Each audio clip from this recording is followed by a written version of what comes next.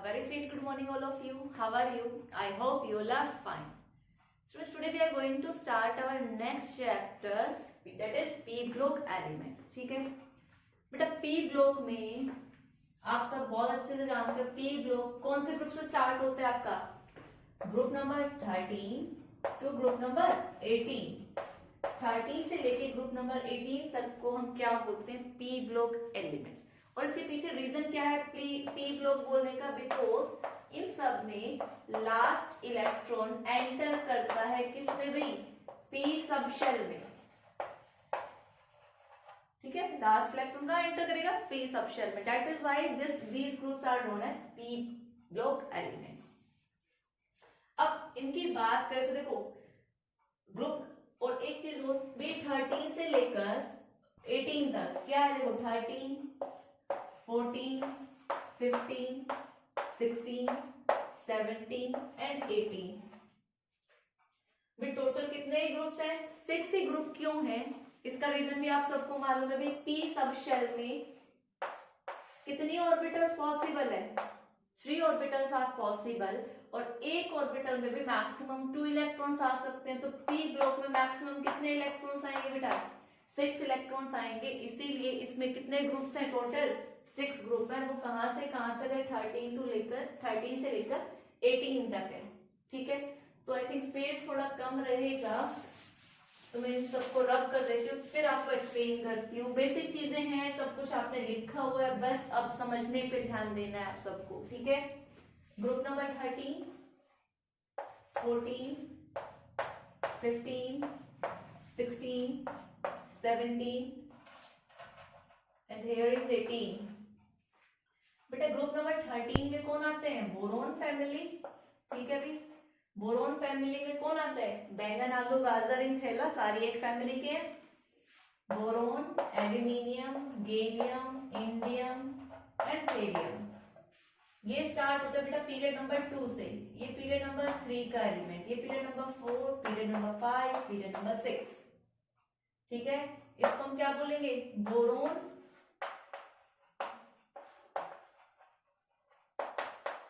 Family. भाई general electronic configuration की बात करो तो ग्रुप नंबर 13 की जनरल इलेक्ट्रॉनिक कन्फिगरेशन कौन सी होती है? NS2Np1। ठीक है, ये इसकी क्या है? General electronic configuration. Group number 14 में कौन आएगा भाई? Carbon family. कहे सीता जी सुनो प्रभु, याद किया था ना हमने? तो कार्बन, सिलिकॉन, जर्मेनियम, कहे सीता जी सुनो प्रभु, एसएन, टिन, लेड, पीबी। इसको हम क्या बोलेंगे? Simple carbon family. ठीक है, फैमिली की स्पेस नहीं है यहाँ पे, आप लिख लेना। जनरल इलेक्ट्रॉनिक कन्फिगरेशन की बात करूं तो क्या होगी? NS2Np2। Next one is nitrogen. Carbon के बाद कौन आता है? नाइट्रोजन। इसको हम क्या बोलेंगे भाई? नाइट्रोजन फैमिली, बट इसका अनदर नेम हो रहा है पिनाकोजेंस। भाई क्या बोलते हैं? पिनाकोजेंस। इसमें कौन आएगा? नाना पाटेकर, असरानी, सब बिखारी। याद किया था? नाना पाटेकर, असरानी, सब बिखारी। नाइट्रोजन, फास्फोरस, आर्सेनिक, एसबी और बिस्मिथ। बेटा अगला कौन आएगा नाइट्रोजन के बाद? Oxygen family. ओल्ड स्टाइल से टेपो, ओल्ड स्टाइल से टेपो। Oxygen, sulphur, selenium, tellurium and polonium. इसको क्या बोलते हैं भाई? ऑक्सीजन फैमिली, बट इसका एक अनदर नेम हो रहा है चैल्कोजेंस। क्या बोलते हैं? चैल्कोजेंस। ग्रुप नंबर 17, फिर कल बाहर आई आत्मा। Fluorine, chlorine, bromine, iodine, astatine. ठीक है, और नेक्स्ट वन इज 18 में बेटा ग्रुप पीरियड नंबर 2 से नहीं, पीरियड नंबर 1 से शुरू होता है। पहले आएगा हीलियम, फिर neon, argon, krypton, xenon and radon. इनको क्या बोलते हैं? ग्रुप नंबर 17 को बेटा हैलोजेंस। और बेटा पिनाकोजेंस, अब देखो पिनाको वर्ड का मतलब होता है सफोकेशन, जन्स का मतलब फॉर्मिंग, मींस इस ग्रुप के एलिमेंट सफोकेशन प्रोड्यूस करते हैं तो उनको हम पिनाकोजेंस बोलते हैं। General electronic configuration NS2 NP3। Chalcogens oxygen family को बोलते हैं। चाल्को वर्ड का मतलब होता है बेटा और, जन्स का मतलब फॉर्मिंग, जो और बनाते हो। जनरली ऑक्साइड सल्फाइड इन्हीं की फॉर्म में हमें क्या मिलते हैं और, तो इसका नाम रख दिया गया chalcogens. Group number 17 halo, halo word का मतलब होता है सोल्ट, जन्स का मतलब फॉर्मिंग, इसलिए इसको बोला गया हेलोजेंस। और ये क्या है 18 को बेटा नोबल गैसेस भी बोलते हैं, एरोजेंस भी बोलते हैं और इनर्ट गैसेस भी बोलते हैं। ठीक है भी, इनर्ट होती है, किसी के साथ रिएक्ट नहीं करती, थोड़ी बहुत रिएक्टिविटी होती है, वो इस चैप्टर में हम देखेंगे आगे ग्रुप नंबर 18 को जब स्टडी करेंगे। इसके नेम क्या बताए, एरोजेंस या इनर्ट गैसेस या नोबल गैसेस, सबका मतलब वही है। तो बेटा ये जो दो ग्रुप है ये आप अपनी क्लास 11th में, अच्छा इनकी जनरल इलेक्ट्रॉनिक कॉन्फ़िगरेशन क्या होगी, NS2 NP4 NS2 NP5। Helium की तो आपको मालूम है भाई 1s2 होगी और बाकी सबकी क्या होगी जनरल NS2 NP6। किसी की भी पूछे, मान लीजिए आयोडीन की पूछी तो पीरियड नंबर क्या है बेटा 5, n की वैल्यू 5, जनरल इलेक्ट्रॉनिक कॉन्फ़िगरेशन क्या होगी 5, सॉरी इसकी कॉन्फ़िगरेशन क्या होगी 5s2 5p5, क्रप्टन लिख देंगे और फिर 5s2 5p5, बहुत सिंपल है। सो ये थी आपके पी ब्लॉक एलिमेंट, जिसमें से आप दो ग्रुप ऑलरेडी क्लास 11th में कवर अप कर चुके हो। अभी आपके पास बचता है ग्रुप नंबर 15, 16, 17, 18, जिनको हम इस चैप्टर में देखेंगे, आपके क्लास 12th वाले चैप्टर में देखेंगे। तो स्टार्ट करते हैं हम अपना ग्रुप नंबर 15 पिनाकोजेंस से।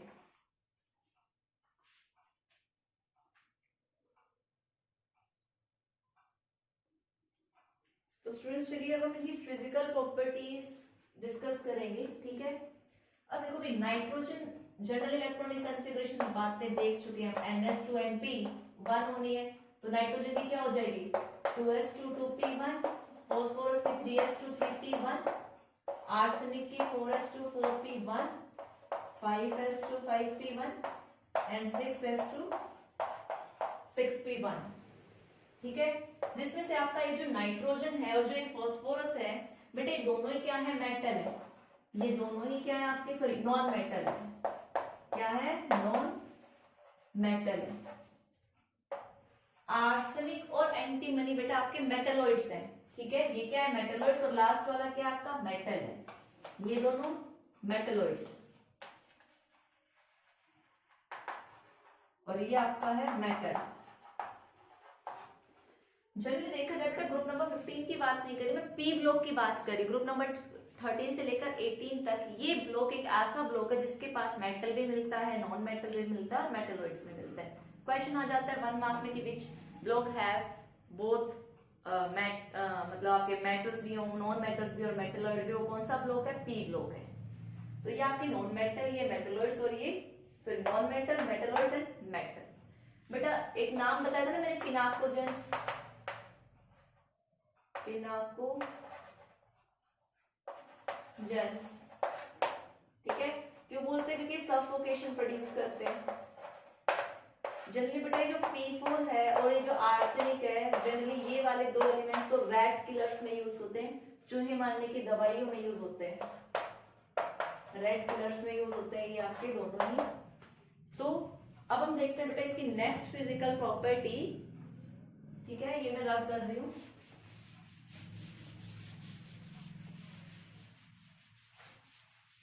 नेक्स्ट फिजिकल प्रॉपर्टी बेटा हम साइज की बात करें तो देखो ये सेकंड का पीरियड का third fourth fifth and sixth, तो साइज क्या होता है बेटा distance from the centre of nucleus, और जहां तक हमें इलेक्ट्रॉन का इन्फ्लुएंस मिलता है उस वहां तक की डिस्टेंस को हम साइज बोलते हैं। तो ऊपर से नीचे हमको मालूम है, ऊपर से नीचे नंबर ऑफ शेल, जब हम ऊपर से नीचे आते हैं तो नंबर ऑफ शेल्स तो क्या होती है इंक्रीज होती है हर एक लेवल से। भी पीरियड नंबर 2 है तो इसके पास कितनी शेल्स होंगी 2 शेल्स होंगी, 3 है तो 3, 4 है तो 4, 5, 6। तो जब एक न्यू प्रिंसिपल शेल, पहले 2 शेल है, ये न्यूक्लियस, ये एक शेल, ये दूसरी शेल।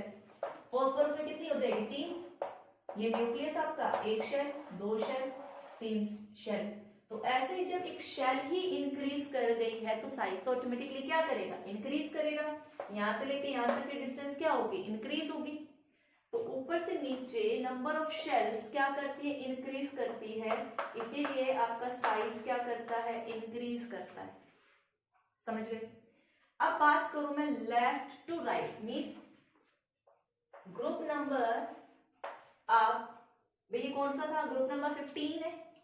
मैं ग्रुप नंबर 14 को कंपेयर करूं, ग्रुप नंबर 14 कौन है भाई, नाइट्रोजन से पहले कौन आता है, कार्बन फैमिली। कार्बन फैमिली को कंपेयर करो ग्रुप नंबर 15 से, तो इधर कार्बन फैमिली है, इधर नाइट्रोजन फैमिली है, तो इनका साइज क्या होगा, छोटा होगा। किन से, ग्रुप नंबर 14 से। सभी को मालूम है जब आप पीरियोडिक टेबल में लेफ्ट टू राइट मूव करते हो तो क्या होता है, साइज डिक्रीज करता है। किसकी वजह से, due to increase in effective nuclear charge. आप क्या बोलेंगे, जब आप लेफ्ट टू राइट मूव करते हो तो क्या इंक्रीज होता है, effective nuclear charge. Effective nuclear charge बढ़ गया तो इट मींस न्यूक्लियस क्या करेगा, आउटर इलेक्ट्रॉन को ज्यादा अपनी तरफ अट्रैक्ट करेगा। जब ज्यादा अट्रैक्ट करेगा तो बेटा साइज क्या होगा, छोटा होगा। इसीलिए लेफ्ट टू राइट मूव करने से इफेक्टिव न्यूक्लियर चार्ज क्या कर गया, इंक्रीज कर गया, जिसकी वजह से साइज क्या हो गया, डिक्रीज हो गया। तो ग्रुप नंबर 14 से 15 पे आने पे साइज छोटा होता है, ग्रुप नंबर 15 में ऊपर से नीचे आने पे साइज क्या करता है, इंक्रीज करता है।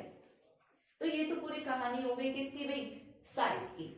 नेक्स्ट में बात करूं इसी में डेंसिटी की, ठीक है भाई। डेंसिटी क्या होता है, फर्स्ट साइज फैक्टर तो हम डिस्कस कर चुके हैं, सेकंड डेंसिटी। डेंसिटी भी रो क्या होता है, मास बाय वॉल्यूम। वॉल्यूम में साइज आप बोल सकते हो। तो जब ऊपर से नीचे आने पे तो ऑब्वियसली बात है साइज बढ़ रहा है तो वॉल्यूम भी बढ़ेगा, और जब वॉल्यूम बढ़ रहा है तो डेंसिटी क्या होगी, डिक्रीज करेगी। इट मींस जब आप ऊपर से बेटा नीचे आएंगे तो डेंसिटी क्या करेगी आपकी, इंक्रीज डिक्रीज करनी चाहिए। बट बेटा एक फैक्टर और है यहाँ पर, कौन सा, मास। जब हम ऊपर से नीचे आ रहे हैं तो मास क्या कर रहा है, इंक्रीज कर रहा है, और डेंसिटी क्या हो रही है आपकी, इंक्रीज हो रही है। तो जिसकी वजह से आप ओवरऑल इफेक्ट देखेंगे तो डेंसिटी क्या होगी बेटा, इंक्रीज करेगी डाउन द ग्रुप। आपका मास वाला फैक्टर डोमिनेट करता है वॉल्यूम पे, सो आप क्या बोलेंगे, सॉरी, कि दोनों को जब फैक्टर देखेंगे, रेशियो कंपेयर करेंगे तो आपको क्या मिलेगा, डेंसिटी इंक्रीज करेगी, और डोमिनेट क्या बोलोगे आप, रीजन क्या दोगे, क्योंकि मास क्या हो रहा है, इंक्रीज हो रहा है। तो ये तो बात हो गई डेंसिटी की। नेक्स्ट कंपेयर करो बेटा आयोनाइजेशन एनर्जी, थर्ड प्रॉपर्टी क्या है, आयोनाइजेशन एनर्जी। अब आयोनाइजेशन एनर्जी ये मत बोलना कि मैंने समझ नहीं आता बेटा, इतनी बार रिपीट हुआ है, ऐसे टिप्स पे याद हो गया होगा, what do you mean by ionisation energy. बच्चे को पता होगा, क्लास 11 से पढ़ते आ रहे हो, ठीक है। आयोनाइजेशन एनर्जी क्या होगा भाई, वो मिनिमम एनर्जी जो आप सप्लाई करो, ठीक है, एक आइसोलेटेड गैसियस स्टेट एटम को, कि जिससे क्या हो, इलेक्ट्रॉन रिमूव हो जाए आउटर मोस्ट शेल से, वो एनर्जी क्या कहलाती है, ionisation energy. It is the minimum amount of energy required to eject electron। आप क्या कर रहे हो भाई, आउटर मोस्ट शेल से इलेक्ट्रॉन निकाल रहे हो, किसके, ये आपके पास है आइसोलेटेड गैसियस स्टेट एटम। इसमें से आप बाहर से एनर्जी सप्लाई करो कि ये इलेक्ट्रॉन क्या कर जाए, निकल जाए, तो वो एनर्जी क्या कहलाती है, आयोनाइजेशन एनर्जी। समझा दिया, डेफिनेशन मैंने बोल भी दी है, लिख लीजिएगा। तो हमें यही चेक करना है भाई, ये ज्यादा हो गया कम होगी इस ग्रुप के लिए। तो पहले तो मैं बात करूं आयोनाइजेशन एनर्जी ऊपर से नीचे की, तो भाई देखो ऊपर से नीचे मेरा साइज क्या कर रहा था, इंक्रीज कर रहा था।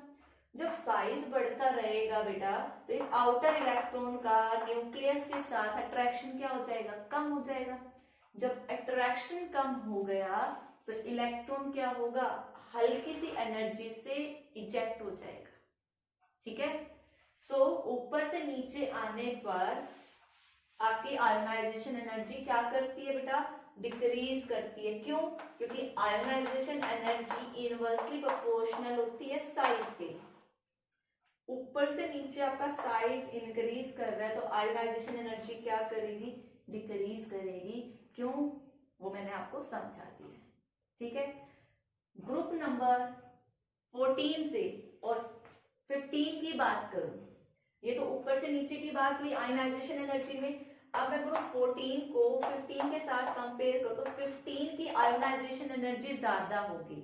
मींस कार्बन फैमिली से आयोनाइजेशन एनर्जी नाइट्रोजन की ज्यादा। वही बात, क्योंकि इनका साइज क्या था, छोटा था। साइज छोटा था तो आयोनाइजेशन एनर्जी क्या होगी, ज्यादा होगी। साइज छोटा मतलब अट्रैक्शन ज्यादा। अब आउटर इलेक्ट्रॉन का अट्रैक्शन न्यूक्लियस से ज्यादा है तो वो इजीली निकलेगा नहीं, तो ज्यादा एनर्जी चाहिए। तो ऊपर से नीचे आने पे आयोनाइजेशन एनर्जी डिक्रीज और लेफ्ट टू राइट मूव करने पे आयोनाइजेशन एनर्जी इंक्रीज। तो बेटा ये हमारा थर्ड प्रॉपर्टी थी कौन से ग्रुप की भाई, नाइट्रोजन फैमिली की। ठीक है, अब नेक्स्ट की बात करते हैं इलेक्ट्रोनेगेटिविटी। नेक्स्ट प्रॉपर्टी है इलेक्ट्रो नेगेटिविटी। अब इसका मतलब भी आप सबको मालूम है क्या, कि tendency to attract shared pair of electron.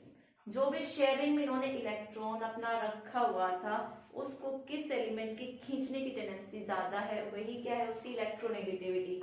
Means भाई ए भी आपके पास है, शेयरिंग में दो इलेक्ट्रॉन है, इनमें से किसकी पावर है कि इलेक्ट्रॉन को अपनी तरफ जस्ट खींच ले, वही इलेक्ट्रोनेगेटिविटी है। ठीक है, सो भाई क्या करोगे, हमें तो इसका ट्रेंड देखना है ऊपर से नीचे। भाई ऊपर से नीचे बताइए, साइज जब बड़ा हो रहा है तो अट्रैक्शन तो उसी का कम है। ऊपर से नीचे साइज बड़ा हो गया तो उसका आउटर इलेक्ट्रॉन का अट्रैक्शन इसके साथ कम है तो कहां से बाहर शेयरिंग वालों को खींचेगा। तो आप क्या बोलेंगे, ऊपर से नीचे आपका साइज क्या कर रहा है, इंक्रीज कर रहा है। जो इलेक्ट्रोनेगेटिविटी है ये भी साइज की क्या होती है, इनवर्सली प्रोपोर्शनल होती है। साइज बढ़ गया तो अट्रैक्शन कम हो गया। तो देखो ऑलरेडी इसका इस शेयरिंग में यहाँ इलेक्ट्रॉन है, इसका साइज बड़ा है, ये अपने ही इलेक्ट्रॉन को अट्रैक्ट ठीक से नहीं करेगा तो शेयरिंग वालों को कहां से करेगा। तो ऊपर से नीचे साइज क्या हो रहा है, बढ़ रहा है, तो इलेक्ट्रोनेगेटिविटी क्या होगी, डिक्रीज करेगी। इट मींस इस ग्रुप में नाइट्रोजन फॉस्फोरस के साथ नाइट्रोजन की सबसे ज्यादा, जैसे जैसे हम नीचे आएंगे इलेक्ट्रोनेगेटिविटी डिक्रीज होगी। ठीक है, तो आप इन सबको ध्यान से देखिए और लिखिए। में नेक्स्ट प्रॉपर्टी हमारी एलोट्रोपी। इस ग्रुप की अगर मैं बात करूं तो ये एलोट्रोपी शो करते हैं एक्सेप्ट नाइट्रोजन एंड बिस्मिथ। ये दोनों एलिमेंट्स एलोट्रोपी शो नहीं करते हैं।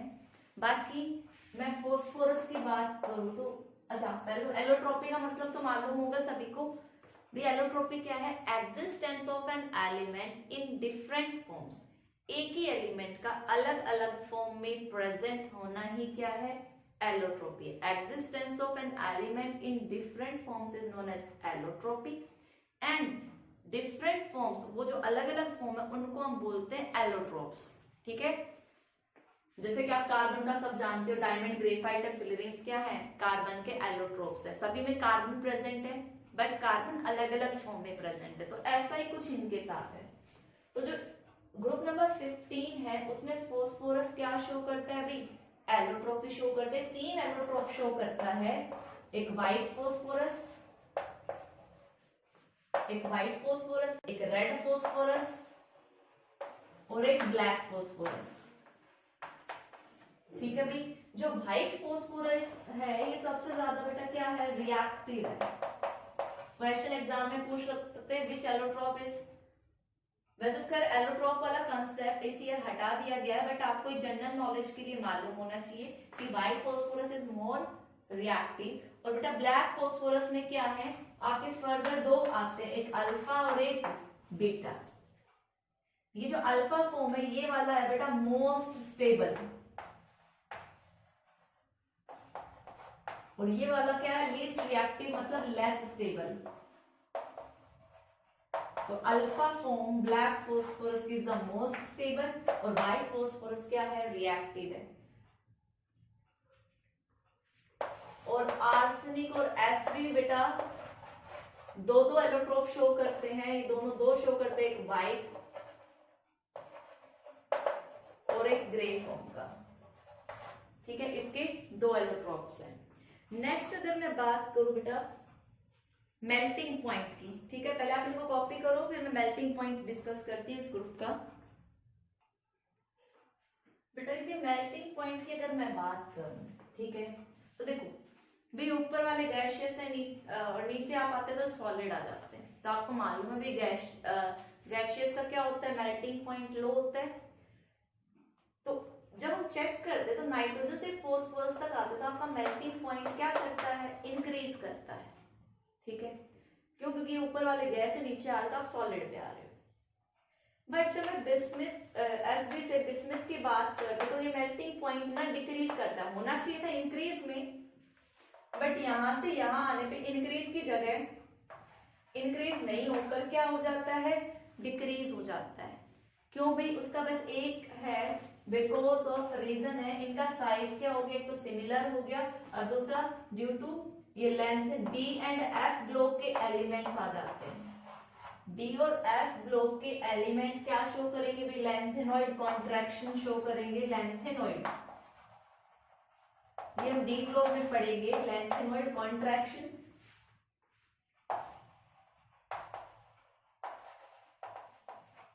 शो करेंगे जिसकी वजह से इनका मेल्टिंग पॉइंट क्या कर जाता है, डिक्रीज कर जाता है। क्यों, क्योंकि इस कॉन्ट्रैक्शन की वजह से इनका साइज क्या हो जाता है, सिमिलर हो जाता है।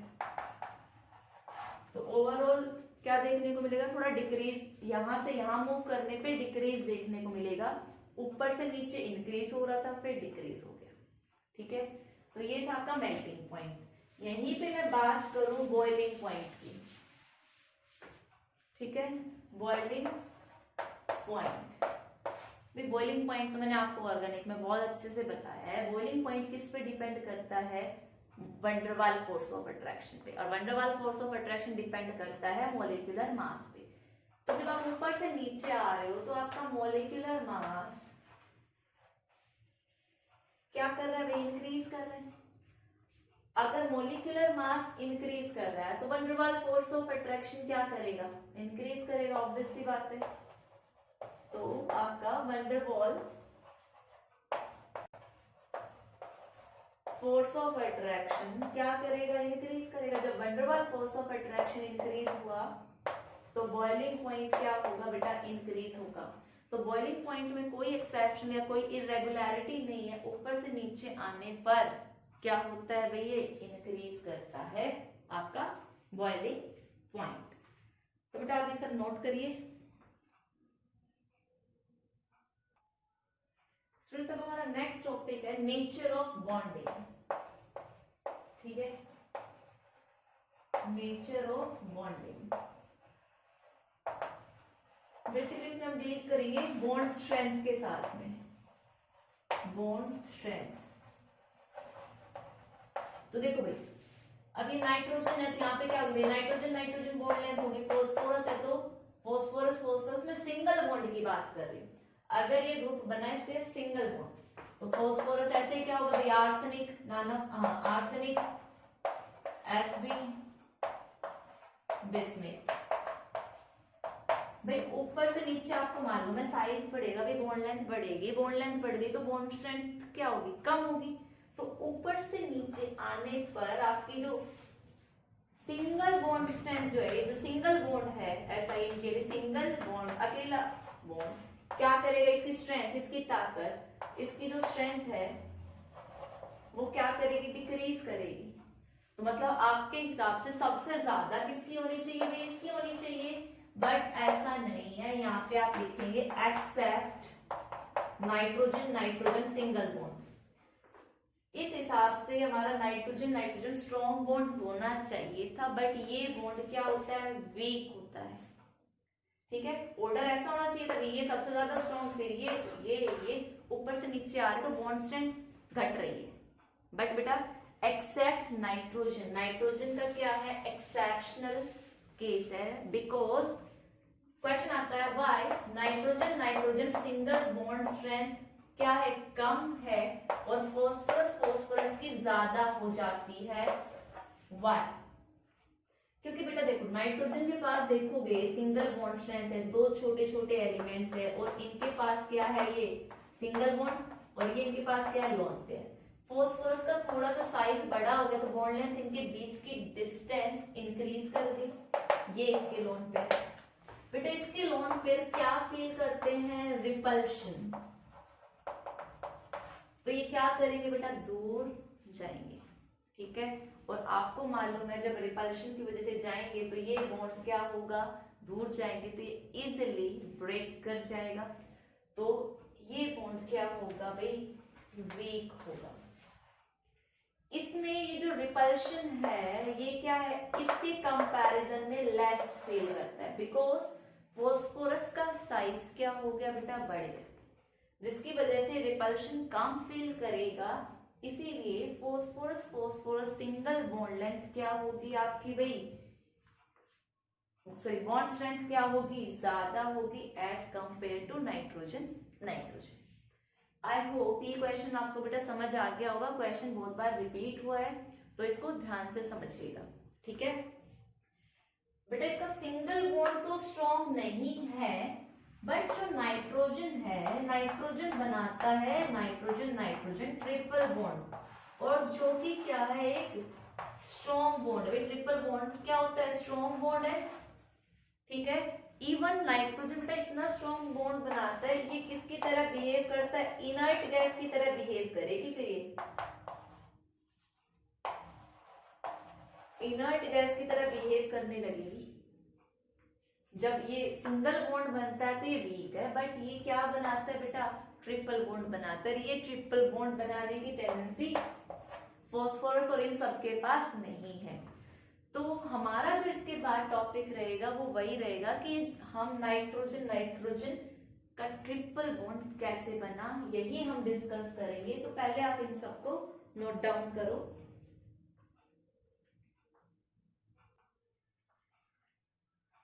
तो स्टूडेंट्स जैसा कि आप सबको मालूम है इसमें ट्रिपल बॉन्ड बनता है।